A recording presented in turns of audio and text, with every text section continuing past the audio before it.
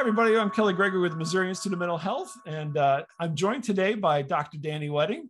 Dr. Wedding is a former director of MIMH, and he's here to talk to us today about essentially the formation of the Missouri Institute of Mental Health, because previously it was called something else, wasn't it, Dr. Wedding?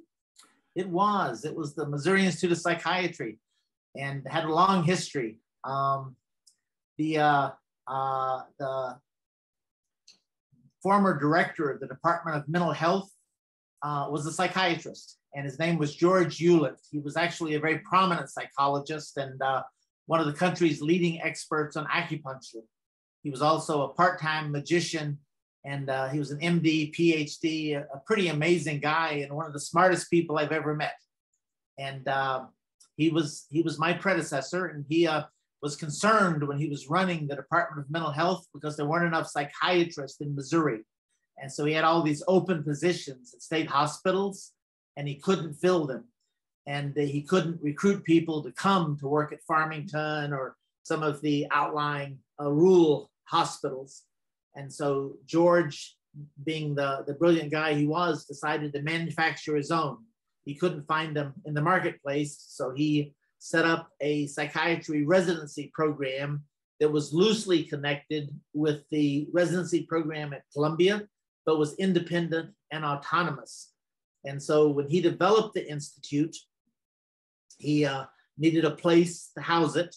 So he built a new structure at the state hospital in St. Louis. It was subsequently torn down, but at the time it was 6 stories and a beautiful place. And he trained psychiatry residents there.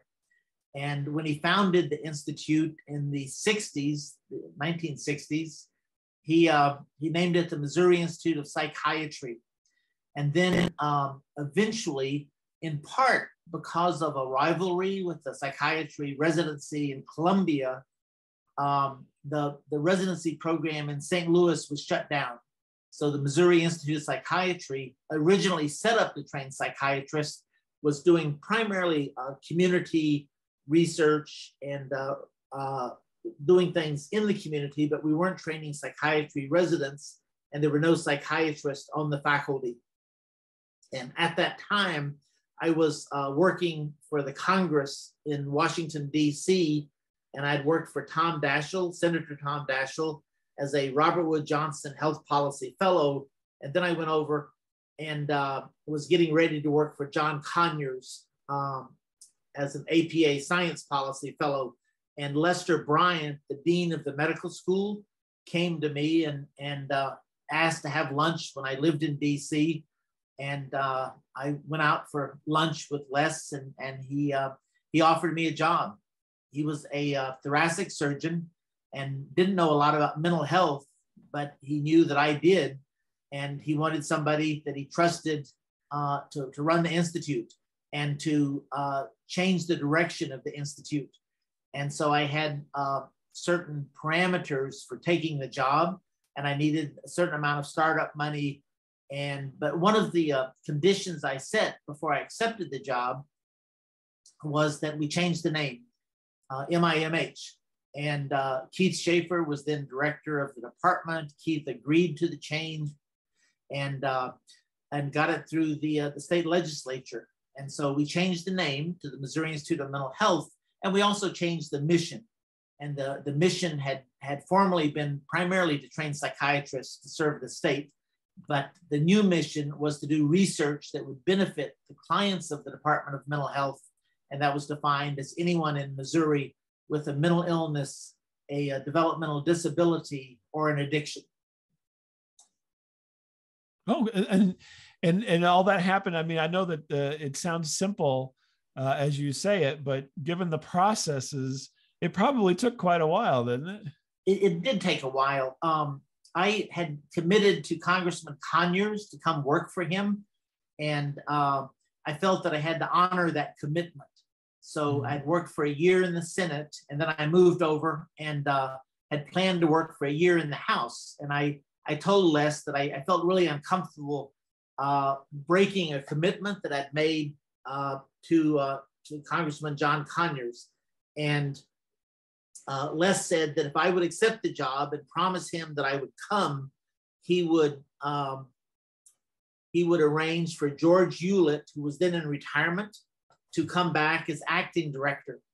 And so George spent a year while I was working in the House of Representatives as the acting director of MIMH, and he sort of paved the way.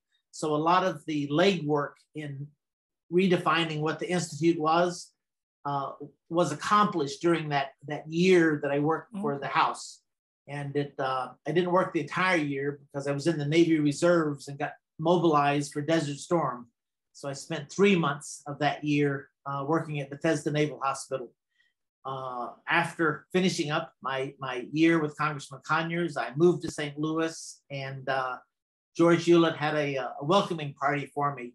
And I arrived half an hour late because I got lost and couldn't find George's house. So that was my introduction to the faculty.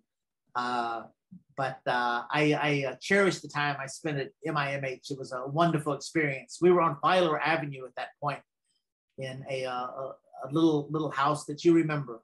Yes. On the grounds of the state hospital, but not in the state hospital. So as the institute we were in the Filer on the L building.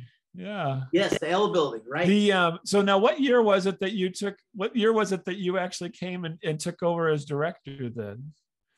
I was trying to remember myself because I'm not too far behind you as far as timing goes, but I couldn't remember if it was 90 or was it after 90, I think.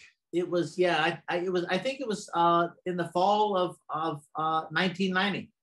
Of 1990, okay. I thought it was very close in there, but I wasn't sure. Yeah, no, it was, I think it was September of 1990. And then I retired in 2010. So I spent 2 decades at MIMH. So I think now I came to the Institute and oddly enough, in October 1st of 1994. But I know that by the time I arrived, that you had already, I believe prior to that, there wasn't really this infinite emphasis on grant writing and so forth. I think there was a little bit going on, but I think, wasn't it your kind of vision that kind of pushed the Institute in that direction? It was, Kelly, without question. My predecessor was a very distinguished psychologist named Jim Headland. And Jim was a retired Army colonel and had a wonderful career in the Army, and then came to work at MIMH. He was especially interested in computers, but at that time we received about $200,000 a year from the state. And Jim's philosophy was you take the money that you were given and you would spend it, and then when the money ran out, you would just stop working. And I thought that we could probably do more than that, and was convinced that we could be successful in writing grants. And I thought that we were well positioned because we were sort of at the interface of the Department of Mental Health and the University of Missouri at Columbia, the medical school. So I thought we could exploit that unique position that we had in the state. And one of my earliest decisions as the new director was to hire a grant writer. And the faculty pushed back. They wanted another faculty member, and I wanted a grant writer. And in retrospect, I was right and they were wrong. It was a good decision, yes, because we're still, I would say, in my kind of, I'm not involved in the grant writing process as much as other people are and so forth, but I can tell you just over the years, the MIMH seems to be a grant writing powerhouse as far as producing, as far as landing, not necessarily even producing, submitting for grants, but actually getting them. And I think that goes all the way back to what we're just talking about here. Well, it does. My grant writer cost me $35,000 a year. And the first year on the job, she wrote a grant that brought in $12.5 million to the Institute. And so that enabled us to recruit new faculty, new staff, to grow the Institute. And we kept building on that and building on that momentum. And when I left the Institute, we were bringing in about $20 million a year in grants. We didn't always get that money ourselves, because sometimes we'd write grants for the Department of Mental Health and the money would go to DMH, but we'd build a role in for ourselves as project evaluators or as computer scientists, or we would always benefit from the grants we wrote, even when they went directly to the DMH. And you mentioned computing, and I know you were just alluding there to the Kohler building, was the building that Dr. Hewlett had put together for the Institute early on. And that's really the beginnings, I think, of the use of data, gathering data and compiling data at the Institute was back in those days of the Kohler building.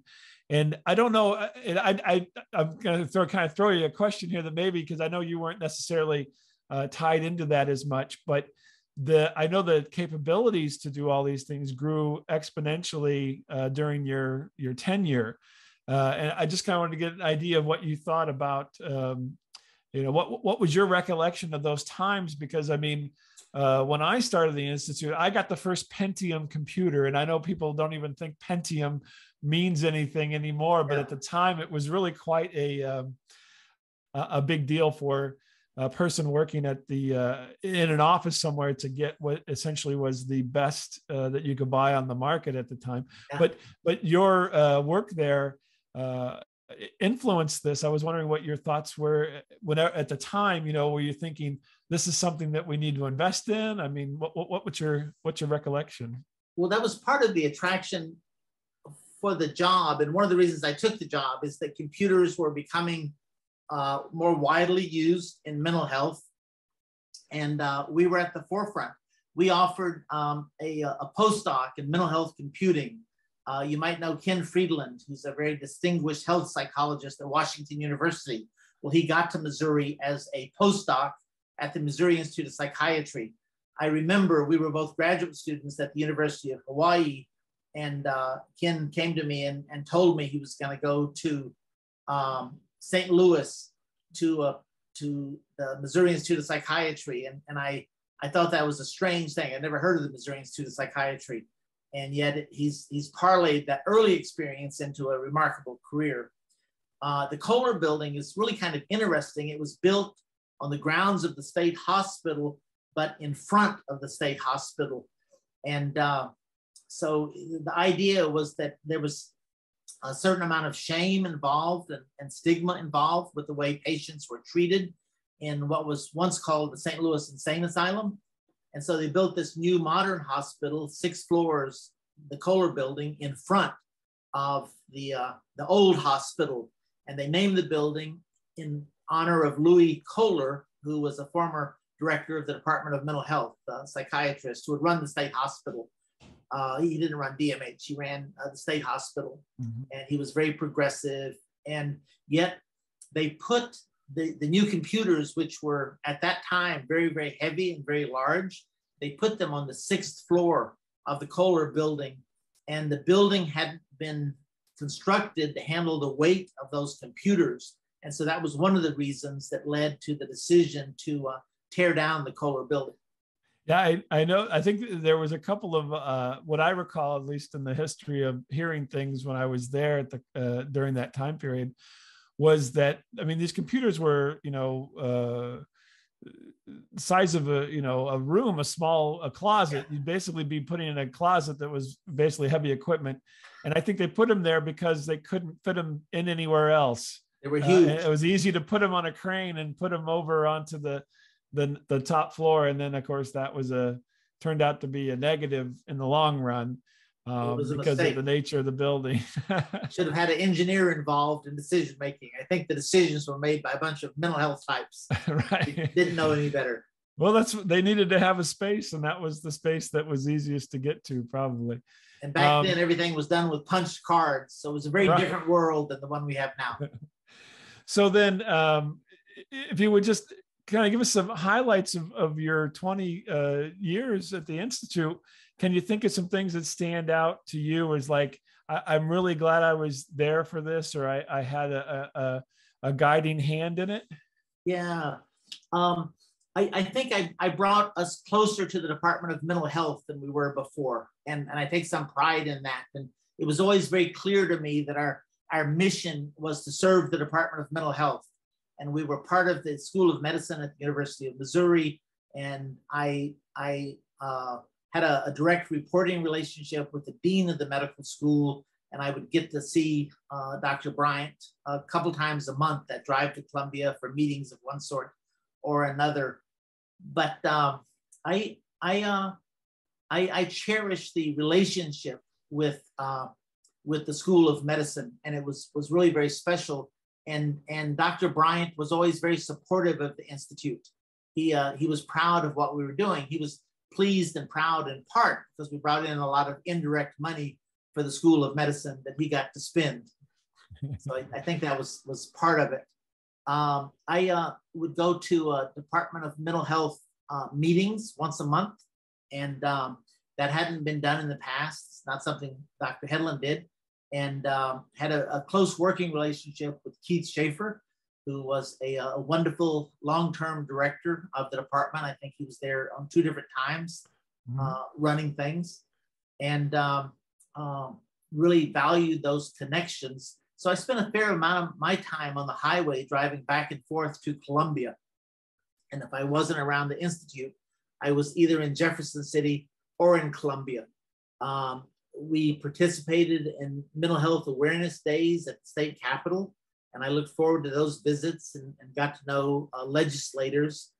And I couldn't do a lot of direct lobbying because the medical school didn't want me getting in the way of their lobbyists. And but I had a relationship with the St. Louis legislators, and that was really valued. I think what I cherished most about running MIMH was the chance to recruit some really wonderful people. You're one of those people, Kelly, and I'm really proud of your career and what you've done. And as you get old, you look back on your career, and one of the most gratifying things is the chance to be a mentor and to nurture smart, talented people. And we had a remarkable community at MIMH, and we were a soft money shop. Nobody had a guaranteed salary. We knew that we had to write grants to survive, and I had to bring in a certain amount of money every month to make payroll. And but we did. And year after year, we became more and more successful in writing grants. And I think that's what I take most pride in is the growth of the Institute from being relatively small, and we'd all fit in the L building at one time. And now you have several buildings on the UMSL campus. Yeah. I was one of those people who actually opposed the move from Mizzou to UMSL, but I think it's turned out pretty well in retrospect, and it's been good for the Institute, and it's certainly a lot more convenient for who was ever running the Institute. It doesn't have to make all those meetings in Columbia and Jefferson City. It has been good, and it's interesting that the trajectory of the Institute and how we've grown and changed over the years. But also the reason I wanted to talk to you was also to see, where kind of things started. And I think you give us a very good idea of the roadmap that you set the Institute on from where at a time when it was essentially, for lack of a better words, kind of a government, unit to being something that's much more entrepreneurial and a powerhouse in the grant writing in the state of Missouri for certain. Dr. Wedding, I want to thank you very much for taking the time. And I think I've got a new moniker for you going into the future. You're the king of networking. Oh, from this good. Conversation, I can tell right now. You were the king of networking then, and I'm sure you still are going forward. I recognized early in my career that I wasn't going to get anywhere on the basis of intellectual prowess. So I decided to focus on making friends. And that's always been my gift in life. I've been able to surround myself with really smart people. And I'm very proud of the work we did at MIMH. And it's been a wonderful career, and it's been fun for me to talk to you and to reminisce. And thank you for this opportunity. Thank you, Dr. Wedding. And all the best of luck in your retirement. I know you're retired now, and we hope that you have a great retirement and get to do other things now and relax. Thanks, buddy. I still write, but that's about it. Oh, there you go. So everybody look for that. You can actually do lit searches for Dr. Wedding and see his writing. So, and I know you're coming out with another book, which we will mention because I've been involved with it as well. So I feel a little bit, responsible in a very, very small way over the years for Movies and Mental Illness that you write. So I'm working on the 5th edition of the Movies and Mental Illness book, and I just published the 11th edition of Current Psychotherapies. When I was at the Institute, I made a decision to focus my own research on the portrayal of psychopathology in cinema.